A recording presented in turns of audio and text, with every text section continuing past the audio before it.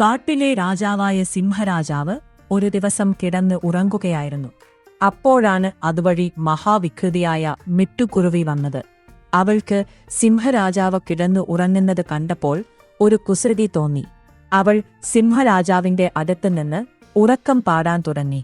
പാട്ട് കേട്ട് സിംഹരാജാവ് ഉറക്കത്തിൽ നിന്നും എണീറ്റു. Bottle of Cabernet, wanna stay home, not even drink, wanna get out of my own head. നീയാണ് അല്ലേ എന്നെ ശല്യപ്പെടുത്തിയത്? നീ തന്നെ ആവട്ടെ ഇന്ന് എന്റെ അത്താഴം. സിംഹരാജാവേ, എന്നെ ഒന്നും ചെയ്യല്ലേ. ഞാൻ ഒരു തമാശക്ക് ചെയ്തതാണ്. എനിക്ക് 2 ചെറിയ കുഞ്ഞുങ്ങളാണുള്ളത്. എന്നെ വെറുതെ വിടണം.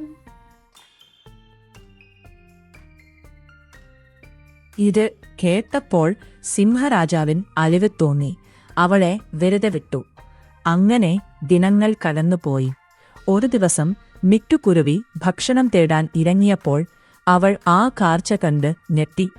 പണ്ട് എന്നെ വെറുതെ വിട്ട് സിംഹരാജാവിനെ അല്ലേ വേട്ടക്കാർ പിടിച്ചു വെച്ചിരുന്നു. എങ്ങനെയെങ്കിലും സിംഹരാജാവിനെ രക്ഷിക്കണം. അവൾ വേഗം വലകടിച്ച് മുറിച്ചു.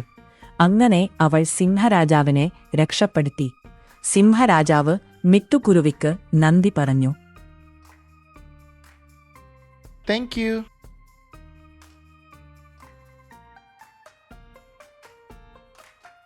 ഗുണപാഠം: നമ്മൾ ആരെങ്കിലും സഹായിച്ചാൽ എന്നെങ്കിലും നമ്മളെയും അവർ സഹായിക്കും.